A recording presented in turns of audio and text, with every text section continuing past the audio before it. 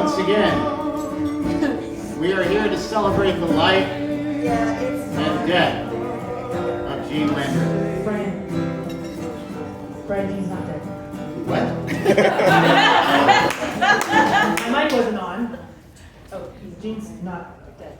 Excuse me? He's here, and he's with his family.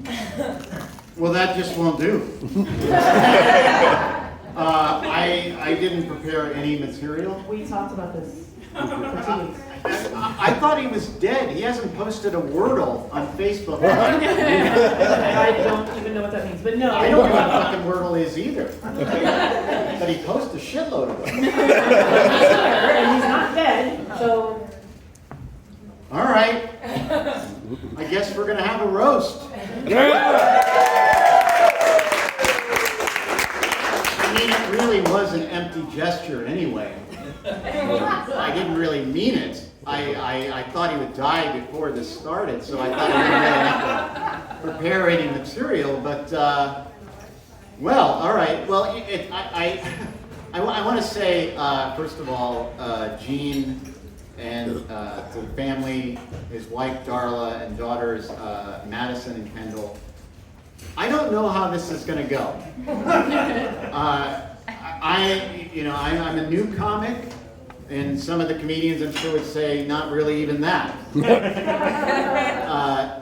And I definitely haven't roasted anybody because I don't like hurting anybody's feelings. Because I was roasted by a professional comedian my whole life. My father roasted me at like 5 years old. Can I just have a little time up here? Okay, just. All right, anyway, so I told my friend who's a professional comic in LA, I said, we're gonna do this thing. He's like, so what you're telling me is you're going to roast and say horrible things to a man that has diabetes, has had several heart attacks, strokes, has blood clots in his legs and pelvis, is partially paralyzed, and uses a power wheelchair. And you're going to do that before he dies? And I said, yes, because we love him. And that's absolutely true. And that's why we're doing this. And so, first of all, I want to thank Beth and David for allowing us to have this event on such short notice. Thank you very much. First of all, I want to introduce our musician, Connor Jameson. He did this on very short notice, so please, he would very much appreciate, we would appreciate it if you would tip him, whatever you can. He generously offered his time, so please, thank you. Thank you, Connor. And I got to ask you, do your lovers say you go down smooth like Jameson whiskey? I hate that joke so much. It's so gross. That's why I did It's a little homoerotic too, to say. Yeah, well, yeah, I sometimes go both ways. Is Bradley here? No. It is to me. Okay. So let's start by introducing our comics on the dais. But first, I have to say something. Most of the people in this audience are from my work, Freed, which is an Aging and Disability Resource Center. Give yourself a round of applause. But I have something to say to you. I am really fucking irritated with these group emails. You guys don't have to reply everything to everybody. You don't have to say every fucking thing that's on your mind. If it doesn't apply to everyone, don't fucking send it to them. Preach! All right. Speaking of people with disabilities, everyone is that Beth yapping it up back there? Okay. So, wow. Very loud. You're Thank very you, loud. Beth, and also F you. So, all of our comics do have disabilities. So, I thought that was important. Now, Tina Marie Kelly, she recently is a TBI survivor. She tried to suck a bagel through a boba straw. I didn't know there was that. Thank you for being here. We also, Beverly's here. She's our TBI support group facilitator. So if you would like to talk with her, we'll help you out. I guess you should have. Don't ruin my joke. So, and then we have Cosmo Merriweather. What the hell is up with that? Oh, he's over there? We're all over here. So what's up with that name? Is that, are you from the He's one? from the Ridge. He's from the one. So Cosmo has gout, also known as meat feet. Okay, I hate that. I hate that. Who gets gout in this day and age? It's like not 1950. We got a Briar Patch co-op here. There are nutritional options. Cosmo, please, be good to yourself. It's actually professionally called pork toe. I hate that anymore. That's actually Kyle Kinane. Yeah, Brian seemed to think that there was some sort of epidemic of gout in 1955. there was the great gout epidemic in 1955. And then we have, it's a hard J, right? Jory Phillips? Hard J. Hard J. Hard J. This way. You don't have to point me to everybody. Let's just, I'm I get pointing the you idea. forward. Because your face. Okay. Do what you want. Okay, so Jory Phillips is Canadian. Yes. Well, I mean, I think it's really a superpower. Because she's probably the healthiest person in this room with their healthcare system, I'm assuming, right? Certainly the nicest. Right. But I was hoping, would you mind being Gene's hall pass for his last experience? Absolutely. See, I was going to ask Bradley, but he couldn't show up, so I was hoping that maybe, would you be willing to be his hall pass? 100%. Thank you, I appreciate that. And then we have Thomas Evan Wolf. Now Thomas, he loves the wordplay, right? And in my mind, I feel like he's on the spectrum. He's got a touch of autism. He's definitely neurodeviant. I'm sure of that. And then, now this guy really scares me. He's a little freaky. He is psychopathically hilarious. Or excuse me, you're they, right? Hey, yes. Fuck! We went over that for 2 weeks too. I'm sorry. I'm not good with pronouns. Please forgive me. They, Trevor, he is psychopathically hilarious. What did I miss? They. They. Oh, yes. I'm burnt out. Give me a minute. All right. He has a higher education, so he can't be reprogrammed early. Yeah. That's what does it. But I mean, he's hilarious. I don't know Oh why. my God. They. All right. They is hilarious. That sounds fucking weird. They is. They are is. But it's singular. I don't know grammar. Anyway, so they. Why are you here? You are so fucking funny. You should be in Chicago, New York, LA. Do you get off on just being a big fish in a small pond? Yeah, no one likes to show off. Yeah. That's not you. And then we have our man of the hour, Gene Landry.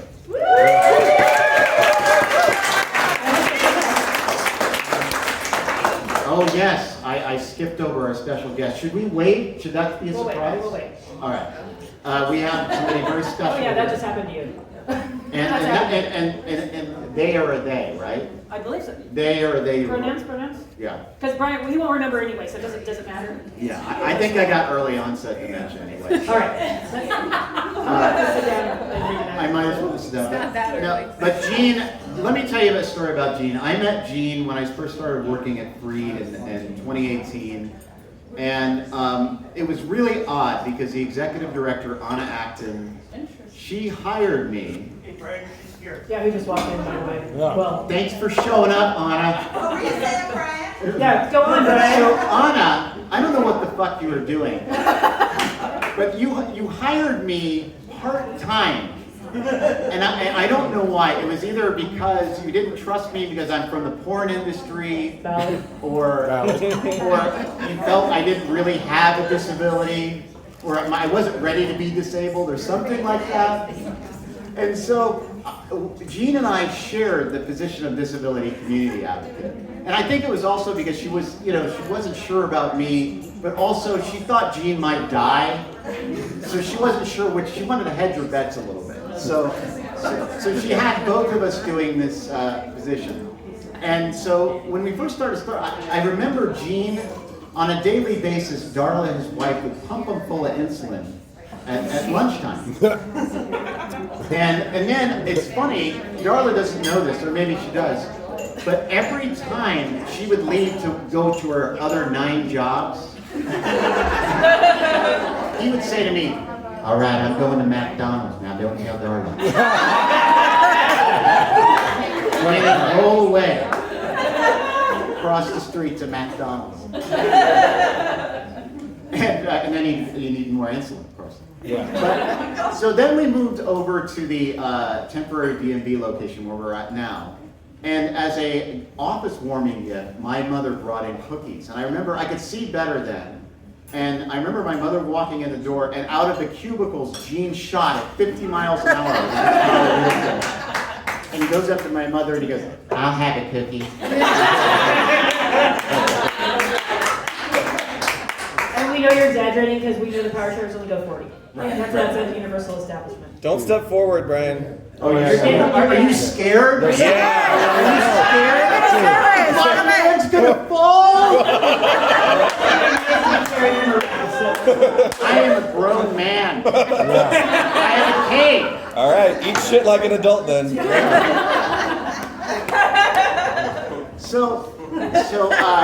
But I mean, Jean, so Darla's like, "Jean, oh Jean, you're getting insulin." Great impression. Is that a good impression of you? Is that your Darla? No, help him. You know what? Don't help him. This is job security because that doesn't sound like her at all. Have you met Darla? It's good enough. That's good. So, and then Jean's like, "It's all right, I got my insulin." But Jean, that started me thinking that he's reckless.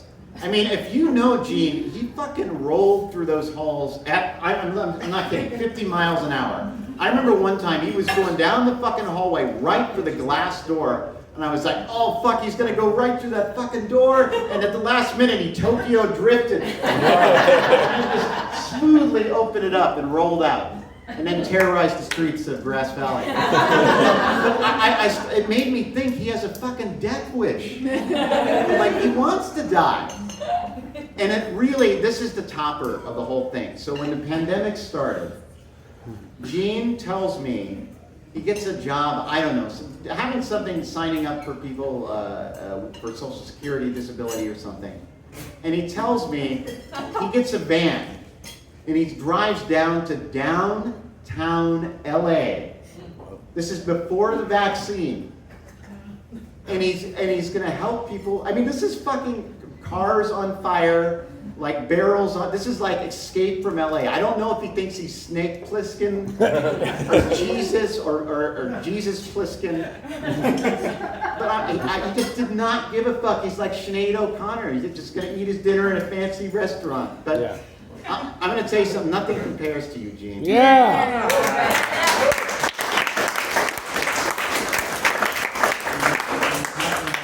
That was on Skid Row. Yeah, it was. Was that a passive attempt at suicide? Be honest. We're near the end, so be honest. Make it right with your maker. And Brian and I had a big fight over what we call downtown LA, Skid Row or Little Calcutta, or we I thought Little had to Calcutta. Wikipedia and we just decided. I thought Little Calcutta was racist. I didn't say it. It was in the New York Times. I'm sorry, the LA Times. I didn't make that up. So, but I want to say, I know he was trying to commit suicide, or commit is not the proper term, but he was trying to kill himself.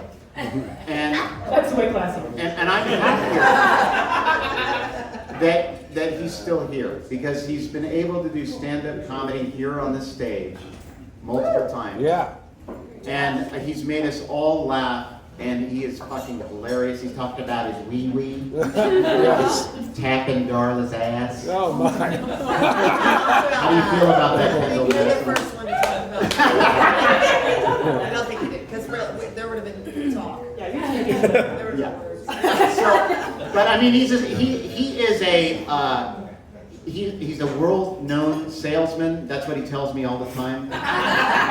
He's a storyteller or bullshitter, depending on who you ask.